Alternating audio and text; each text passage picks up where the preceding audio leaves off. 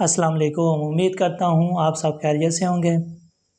आज की जो हमारी वीडियो है वो बहुत ही इन्फॉर्मेटिव होने वाली है। अगर आप मेरे यूट्यूब चैनल पर न्यू हैं तो मेरे चैनल को सब्सक्राइब कर दें, लाइक कर दें, कमेंट्स कर दें और शेयर कर दें। आज मैं आपको बताने जा रहा हूँ फास्फेट के बारे में। फास्फेट कहाँ पे डोज़ करना है, क्यों डोज़ करना है, फास्फेट की टाइप्स के बारे में बताऊँगा मैं आपको। फास्फेट का टेम्परेचर के साथ क्या लिंक होता है, फास्फेट का लोड के साथ क्या लिंक होता है, कितनी हम पीएच रखें और फास्फेट जो है सही तरीके से काम करेगा। फास्फेट हाइड आउट क्या होता है, इन सारी चीज़ों के बारे में मैं आज आपको तफसील से बताने जा रहा हूँ। सबसे पहले हम बात कर लेते हैं फास्फेट कहाँ पे डोज़ करना चाहिए। फास्फेट को जो है हमेशा स्टीम ड्रम में डोज़ करना चाहिए।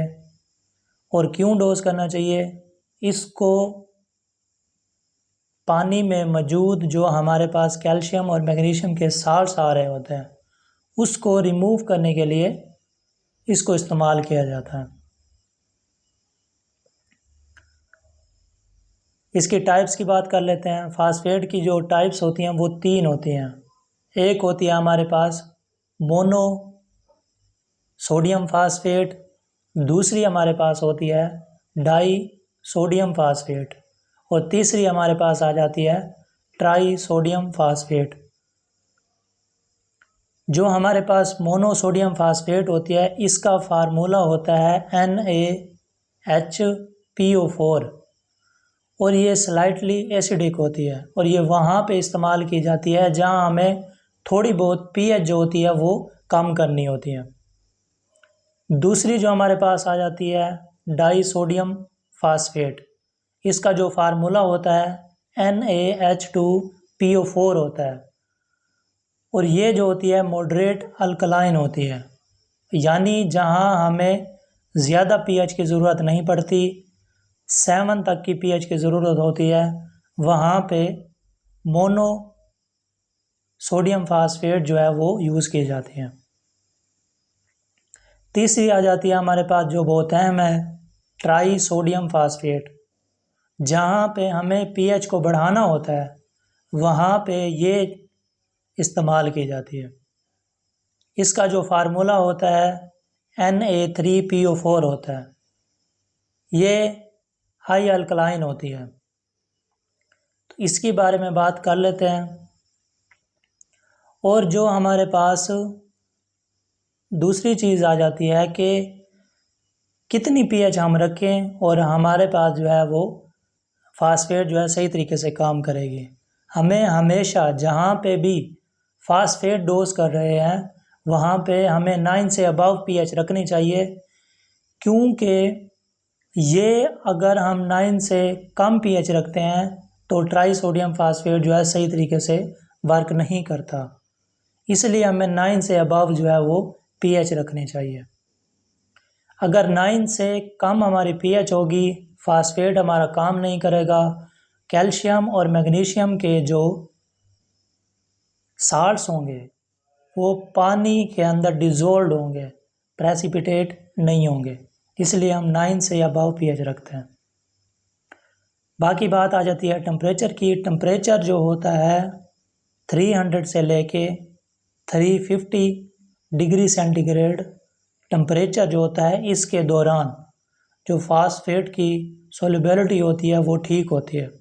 अगर इससे टेम्परेचर इंक्रीज़ हो जाता है तो क्या होगा, फास्फेट की सोल्युबिलिटी कम हो जाएगी और जो हमारे फास्फेट होंगे वो बॉयलर की ट्यूब्स जो होती हैं उस पे डिपॉजिट होना शुरू हो जाएंगे, जिससे हमें फास्फेट जो है वो कम मिलेगी और हमारे रिज़ल्ट ठीक नहीं आ रहे होते हैं।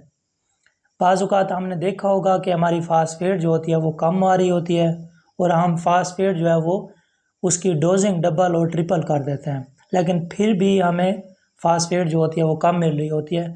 उसकी रीज़न यही होती है, जब 350 से टेम्परेचर क्रॉस हो जाएगा, बढ़ जाएगा, इंक्रीज़ हो जाएगा, तब हमारी फास्फेट जो होगी वो ट्यूब्स में हाइड आउट हो जाएगी और इसी को हाइड आउट कहा जाता है कि हमारी जो फास्फेट होती है वो बॉयलर की ट्यूब्स के ऊपर डिपॉजिट हो जाती हैं और हमें फास्फेट कम मिलती है। और बाज़ औक़ात आपने देखा होगा कि हमारी फास्फेट जो होती है एकदम शूट हो जाती है, उसकी भी यही वजह होती है कि टेम्परेचर जब कम आते हैं तो हमारी फास्फेट जो होती है वो ज़ाहिर होना शुरू हो जाती है। अगर हमारी फास्फेट बहुत ज़्यादा आ जाती है उसको हम ब्लो डाउन के ज़रिए जो है वो कम कर सकते हैं। और स्टीम ड्रम में अगर हम फास्फेट डोज़ कर रहे हैं उसकी एक अच्छी बात ये है कि जब हम वहाँ पे डोज़ करते हैं तो जो कैल्शियम और मैग्नीशियम के जो साल्ट्स होते हैं वहाँ पे उनको सेटलिंग टाइम मिल जाता है, वो स्लज बन के नीचे बैठ जाते हैं और हम जो है वो ब्लो डाउन के ज़रिए कैल्शियम और मैग्नीशियम के साल्ट्स को निकाल लेते हैं। अब आ जाती है टेम्परेचर की बात, लोड की बात आ जाती है। टेम्परेचर की बात हमने पीछे कर दी है, अब लोड की बात आ जाती है। जब लोड इंक्रीज़ होगा तो क्या होगा, हमें फास्फेट कम मिलेंगे, हमारी पीएच जो है वो इंक्रीज़ हो जाएगी। जैसे जैसे हम लोड कम करते जाएंगे हमारी फास्फेट जो है वो इंक्रीज़ होते जाएगी और थोड़ी बहुत हमारी पीएच जो है वो डिक्रीज़ होना शुरू हो जाएगी। इसलिए हमें टेम्परेचर और लोड के बारे में पता होना चाहिए भाई हमारे बॉयलर का जो लोड है वो कितना है और टेम्परेचर जो है वो कितना है। इससे हमें आसानी से जो फास्फेट है वो चेक करने में हमें बहुत आसानी मिलेगी। अब कर लेते हैं रिएक्शन की बात। टाइप्स की भी बात कर ली हमने, टेम्परेचर की भी बात कर ली है और फास्फेट हाइड आउट की भी बात कर ली हमने, लोड की भी बात कर ली है। अब हम कर लेते हैं इसके रिएक्शन की बात।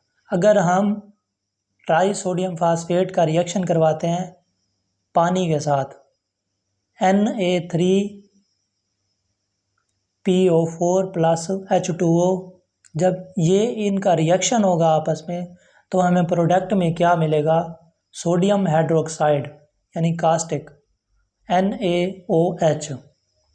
और दूसरी जो चीज़ हमें मिलेगी वो मिलेगी die sodium phosphate. Die sodium phosphate जो होती है ये स्लज फॉर्म में होती है, ये स्टीम ड्रम में नीचे बॉटम में बैठ जाती है, इसको हम ब्लो डाउन के ज़रिए जो है वो निकाल लेते हैं। दूसरा हम रिएक्शन करवा लेते हैं CaCl2 से। जब हम ट्राई सोडियम फास्फेट का कैल्शियम क्लोराइड के साथ रिएक्शन करवाते हैं तो ट्राई कैल्शियम फास्फेट हमें मिलती है और दूसरा जो हमें मिलता है वो NaCl मिलता है। NaCl सोडियम क्लोराइड हो गया हमारे पास, और जो दूसरी चीज़ है ट्राई कैल्शियम फास्फेट, ये भी स्लज फॉर्म में होती है और ये भी नीचे बैठ जाती है, इसको भी हम ब्लो डाउन के ज़रिए जो है वो निकाल लेते हैं। अब बात आ जाती है कि हमारा जो DM वाटर यूज़ हो रहा है स्टीम ड्रम में बॉयलर पे, तो उस पे जो है वो हमारे पास कैल्शियम और मैग्नीशियम के साल्ट्स कहाँ से आ जाते हैं। जब हम साइकिल इंक्रीज़ करते जाते हैं, साइकिल इंक्रीज़ होने के साथ साथ जहाँ पे भी कैल्शियम और मैग्नीशियम के जो साल्ट्स होते हैं वो आहिस्ता आहिस्ता इकट्ठा होना शुरू हो जाते हैं, जिसकी वजह से हमारे पास जो है वो कैल्शियम और मैग्नीशियम शो हो रही होती है। इसी को ही रिमूव करने के लिए हम फास्फेट का यूज़ करते हैं। यहाँ तक उम्मीद करता हूँ कि आपको बात समझ आ गई होगी। अगर हम कैल्शियम और मैग्नीशियम को जो साल्ट्स होते हैं उनको अगर रिमूव नहीं करते तो उसका नुकसान क्या होता है, ये भी मैं आपको थोड़ा बहुत बता देता हूँ। कैल्शियम और मैग्नीशियम जो होते हैं यही हार्डनेस का बायस बनते हैं, यही स्केल का बायस बनते हैं।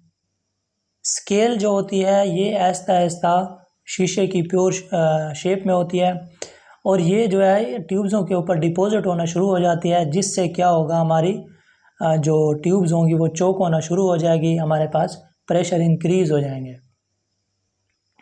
तो यही रीज़न होती है कैल्शियम और मैग्नीशियम के साल्ट्स को रिमूव करने की।